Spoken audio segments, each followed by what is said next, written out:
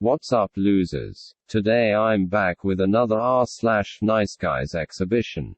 Checking out a couple of amusing or alarming posts, sharing my thoughts on them, and striving to ascertain just how nice the men featured in them really are.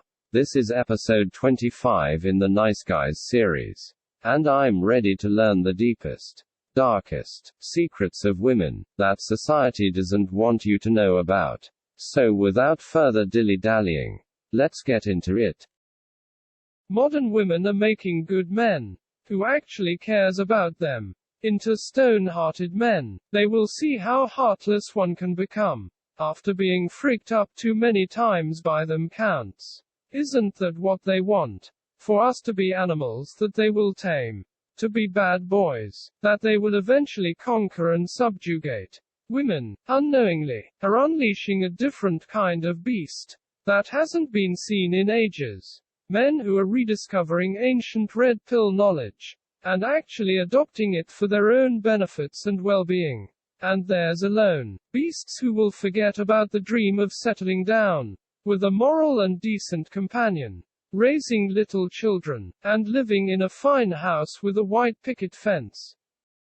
Armed with red pill knowledge, the beasts will walk away, and give society the middle finger, watch it degrade, and sink further into hell, while living their best lives in abundance, peace, and serenity.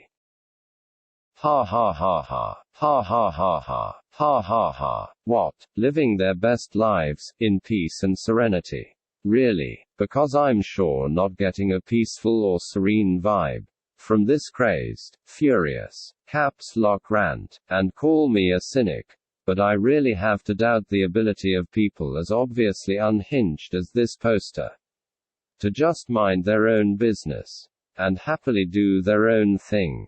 Like, if only. This post is honestly a treat from top to bottom, and it gives us so much to laugh at, that we could be here all day. But to keep things relatively brief, I'll just pick out a few highlights, and go from there. 1. The idea that women want to, quote, conquer and subjugate men, is genuinely nutty as hell, and it really speaks to the persecution complex and black and white thinking that colors so much of the discourse within the manosphere.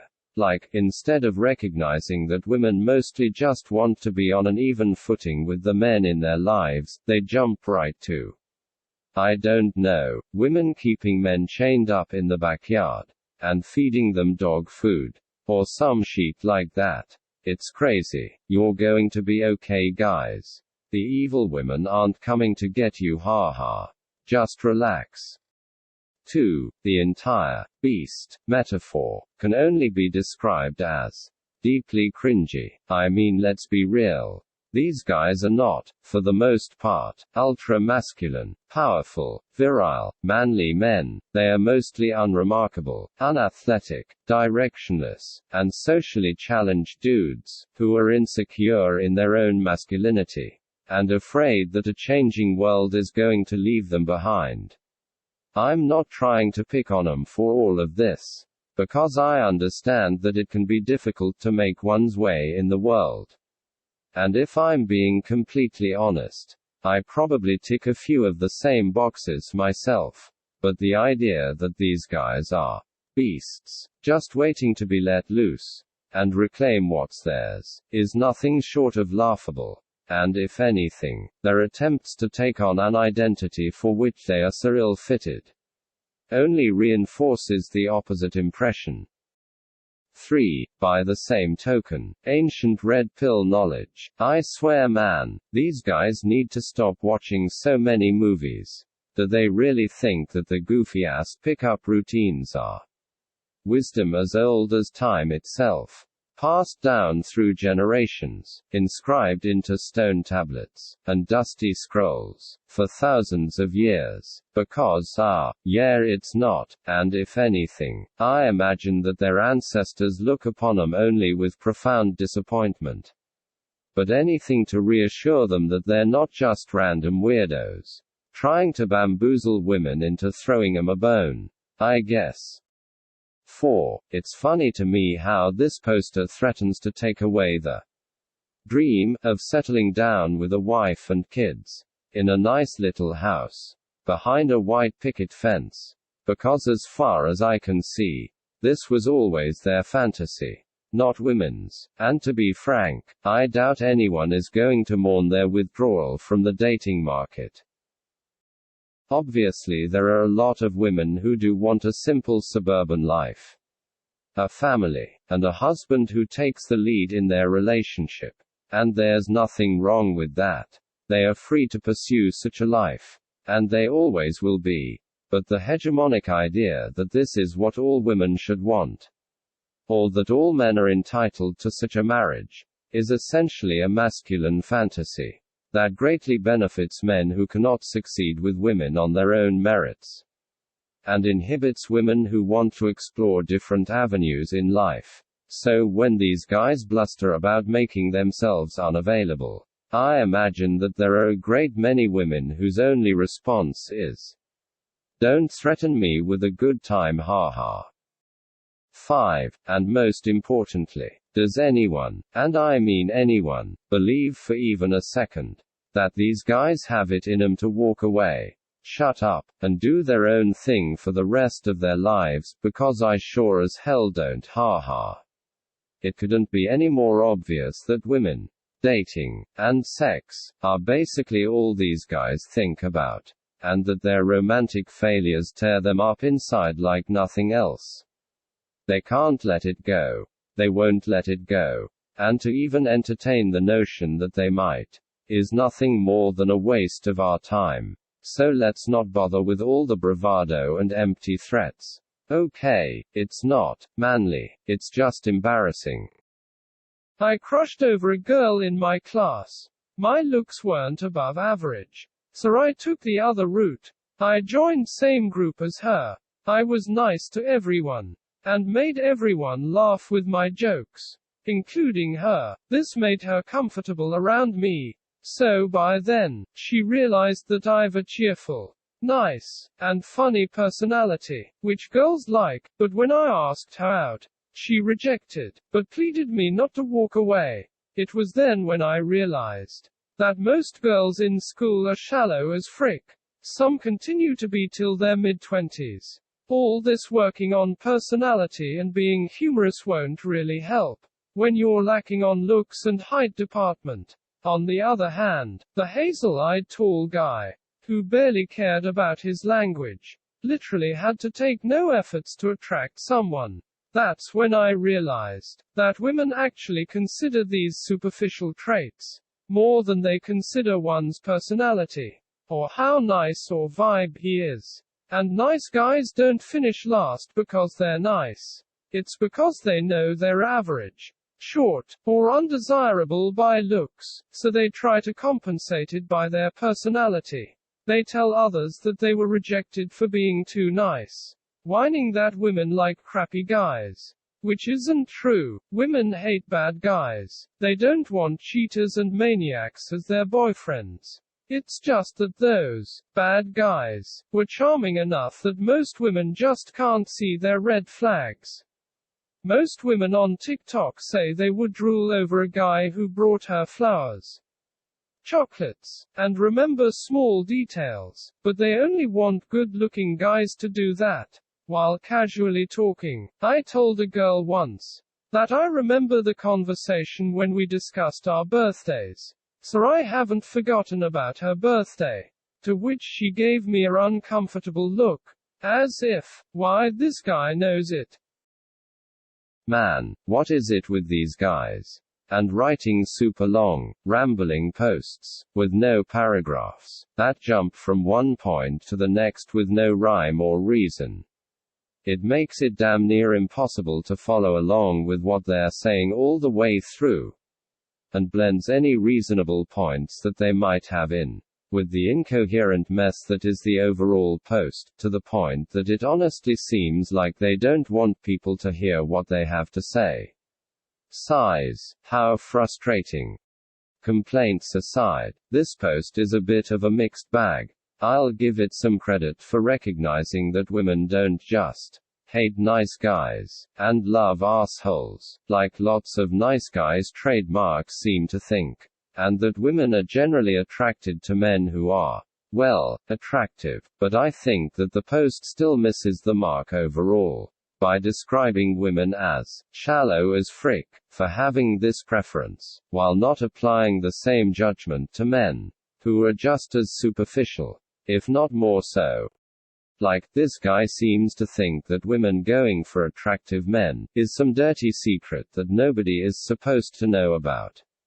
But it seems like the most natural thing in the world to me, and it's no different to the majority of men, including nice guys trademark, out there, who prioritize looks above all else, and expect any girl they go out with to be as conventionally attractive, or more conventionally attractive, than they are, irrespective of any other great qualities that they might have.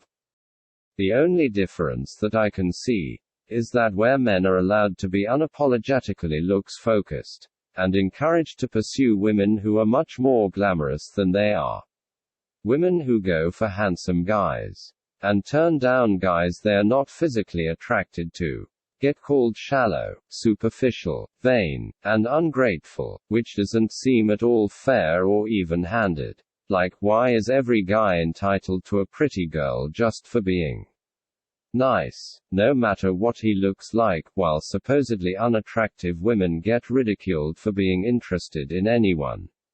It's just not adding up for me, and you'll have a hard time convincing me that this mindset is anything more than thinly veiled misogyny, whether the people giving voice to it realize this or not. I'm not saying that this overwhelming focus on physical attractiveness is an ideal state of affairs. Mind you, I think that we should all try harder to look beyond the superficial and appreciate one another for more meaningful qualities. And I genuinely believe that relationships are healthier if they are built on more than basic physical attraction. But insofar as the current status quo is disadvantageous to anyone, it's not biased against men, it's biased against conventionally unattractive people, and in favor of pretty people. So complaining about women, or telling them to do this or that, is not going to solve anything.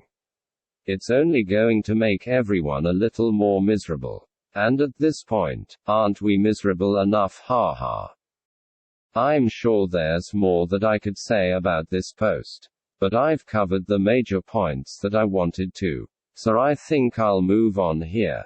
But yeah, in summary, guys, stop calling women shallow, because we're all shallow. The only difference is that men have been allowed to be shallow for a long time, while women are just now being extended the same privilege. And for better or for worse, fair is fair. Alex, please stop blocking me. I can make Facebook for days. I can make other phone numbers and call you. I can come by your work. Like, I can go forever. The better resolution is to explain to me why you don't want to talk to me. And I'm a nice guy who cannot try. Oh damn, this one is like, legitimately disturbing. I mean, he's straight up telling her that he won't leave her alone until she gives him what he wants. He's actually willing to spend hours making new accounts so that she won't block him. And he's even threatening to visit her at her work. Yikes. The fact that this guy, who is openly stalking and harassing this woman, and genuinely sounds like a serial killer, still has the nerve to describe himself as a nice guy, is something else, man. I swear guys like this are just fundamentally incapable of reflecting on their own actions. Ever, under any circumstances. Because if they had any such capacity, there's no way in hell they would be able to sustain such a sunny view of themselves. For most people, being a good person is about doing good things and having a positive impact on the world through your actions. But for the nice guy trademark, it's nothing more or nothing less than an innate quality that cannot be changed by any misdeed on their part, no matter how heinous, because after all, it's still them, and they're nice, right?